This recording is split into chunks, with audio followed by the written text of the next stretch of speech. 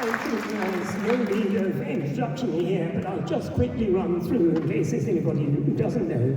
He was the Conservative MP for North West Leicestershire, and at the 2019 general election, when I think he told me David Cameron said he would never achieve it, he was re-elected with an increased vote share of 62.8% and an increased majority of 20,400 people. The Conservative Party whip was withdrawn from him, and he is currently an independent MP, and I'm sure everyone here in this hall hopes that he will storm home with an even greater majority in the next election.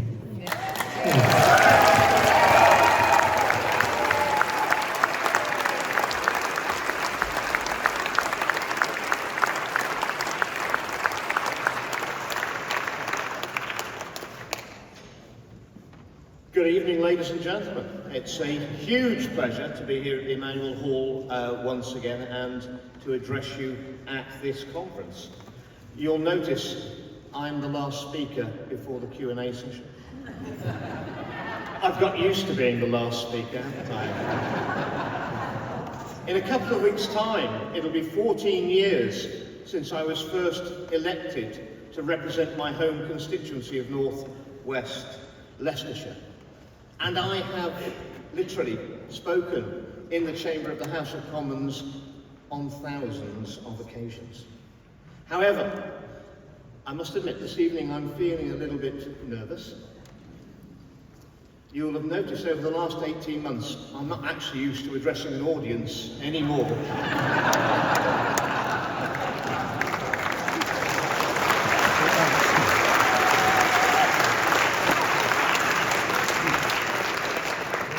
And if I am addressing an audience, they're normally trying to get out the back door as I stand up. I'm going to talk about the vaccine harms. I'm well aware of many of the important issues that have been presented to you this evening. I've concentrated, to start with, on the vaccine harms because, very sadly, none of the governments around the world, they can manipulate the figures, manipulate the debates, but very sadly they can't hide the bodies. And I spoke out for the first time in December 2022, when the Medicines and Healthcare Regulatory Agency were seeking to get authorisation from the government to extend the authorisation of the vaccines down to children of 5 years old down to 6 months. And from the moment I spoke out in that chamber of the House of Commons, my life changed. I was no longer invited onto any mainstream media. I was counselled. Colleagues I'd known in the House of Commons for years turned their backs on me. But something else happened. I got thousands and thousands and thousands of emails from people all over the world who were vaccine harmed or vaccine bereaved. So I lost a lot of friends, but I made a lot of new friends. Perhaps my old friends weren't my friends after all.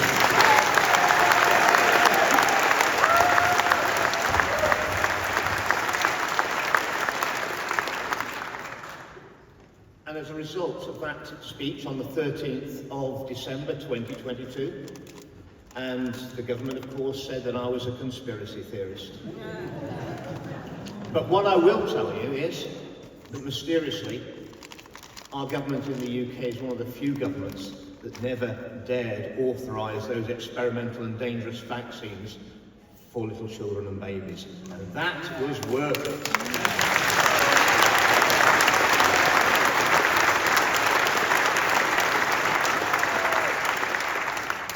I was suspended from the Conservative Party on the 11th of January 2023 for alleged anti-Semitism, for retweeting a Jewish scientist paper from the Hebrew University of Jerusalem.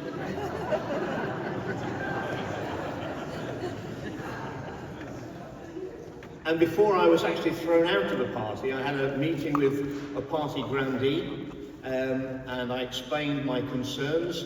For an hour and a half, about the safety and efficacy of the COVID-19 so-called vaccines. I also raised my concerns about the midazolam and morphine, NG163, which have been used to, I believe, euthanize tens of thousands of vulnerable elderly.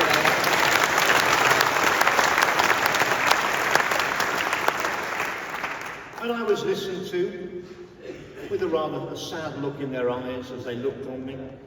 And at the end of the meeting, I said, well, what do you think?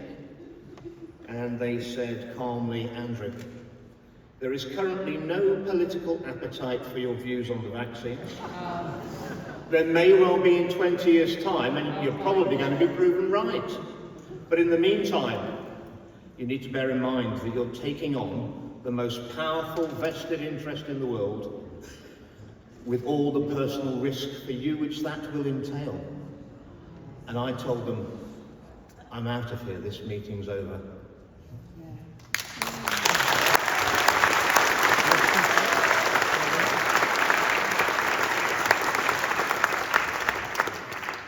When I spoke out on the 17th of March on the safety and efficacy of the booster programme, quoting the government's own data back to them in that debate, and the number needed to vaccinate with the booster, which is supposed to be safe and effective, which is going to keep one person out of hospital.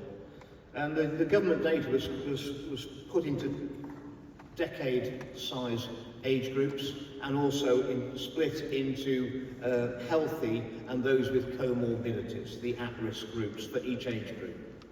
And from memory, the healthy 40 to 49 year age group, you had to boost, according to the government's own figures, 934,400 people to keep one person out of hospital presenting with COVID-19. And with a severe adverse event rate of 1 in 800 of the boosters, you were going to put about 1,150 people at risk of death or serious injury, life-changing injury, to keep one person from presenting at hospital, not going into intensive care, just presenting at hospital with COVID-19. Again, the government said I was a conspiracy theorist, but within 3 weeks, the government had restricted the boosters to only the over 75s and the immunosuppressed, and they certainly should not have been having those dangerous vaccines.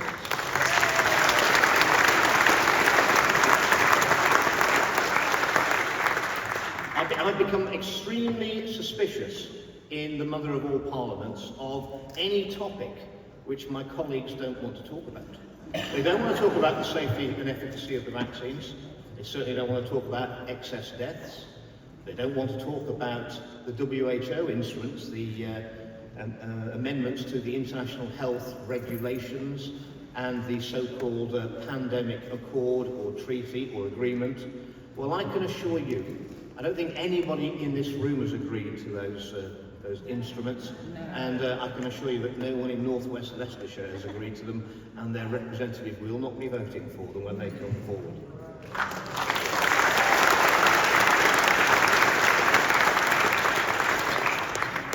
I believe I actually had the first ever debate in any parliament in the world on excess deaths, and it took some doing. I applied 26 times from January 2023. I could only apply once a week. I could only apply in a sitting week of Parliament for the debate on excess deaths, and I had 26 times that my request was refused before I finally got a date. And it always came back unsuccessful in ballot. You can see why I don't play the lottery, can't you? Following that, I managed to bring over, I think I had 6 or 7 MPs turned up to that debate on excess deaths. It was the end of the parliamentary week, the last adjournment debate of that session. On December the 4th, I raised the money and got some medical experts and scientists over from America and the UK, and we presented to a lot of MPs, 24 MPs in a committee room, and I had greats like Robert Malone, the scientist who discovered the mRNA technology. I had Dr. Pierre Corey, I had Dr. Ryan Cole, I had the excellent Professor Angus Delgreish, and I also had Steve Kirsch, the analyst over from America. And following that, I managed to get a debate for 90 minutes in Westminster Hall on the 16th of January this year. And we actually had 26 members of Parliament turn up, which is a bit of a record. Out of 650, that is lamentable when we're talking about an issue, excess deaths are affecting every constituency in the country. If they've got another explanation, if they think it's not the experimental vaccines, when we've got a clear temporal link, then let them come and debate it, but they don't come and debate it. I spoke for half an hour. There was enough attendees that the backbench contributions were limited to 3 minutes. That is completely unacceptable at a debate of that importance, which I think was belittled by us being in Westminster Hall and not the main chamber, given that so many people have lost loved ones over the last few years. But I got them to sign up, and despite the pushback, a week today, should be having a 3-hour debate in the main House of Commons on the pandemic, COVID-19 pandemic response and excess deaths. And I want you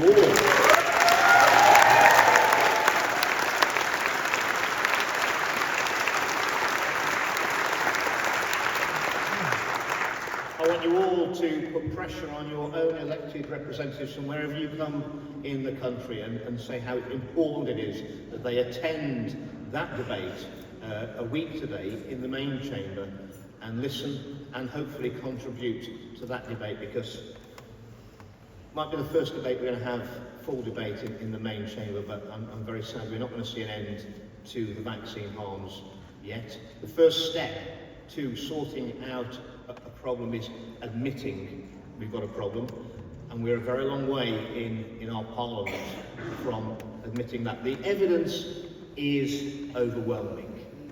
Let us just look at how these supposedly safe and effective vaccines are supposed to work. We know we've got a huge excess in heart attacks and strokes. Safe and effective. They told us that the vaccines would stay in the arm, but that was not true. That was a lie. They spread all over the body. How do they spread over the body? Are they going to go through your veins, your arteries, your capillaries, through your blood supply? All of those blood vessels are lined with cells that are called endothelial cells, the lining of all those capillaries, veins, and arteries. The messenger RNA is coated in lipid nanoparticles, so it means it can go through cell walls and it will enter cells and be created and create the spike protein. Well, as it's going around the body, what cells is it going to come into contact with? It's going to come into contact with those endothelial cells that line our blood vessels. It's going to go in because the fat of our cell walls are compatible with the lipid nanoparticles, and like likes like. The mRNA goes straight into the cell, and it's treated as our own messenger RNA, and it's coded for proteins. It starts making the spike protein on the cells lining our blood vessels. When it's made the spike protein, those spikes appear on the outside of the cells lining our blood vessels, and our own immune system recognizes those spikes as being foreign. They attack the cells lining our blood vessels. When those cells are destroyed, that debris goes into our arteries, veins, and capillaries. Ladies and gentlemen, that's a clot. And if it happens and it goes to your heart, you're going to have a heart attack. And if it goes to your brain, you're going to have a stroke. I rest my case.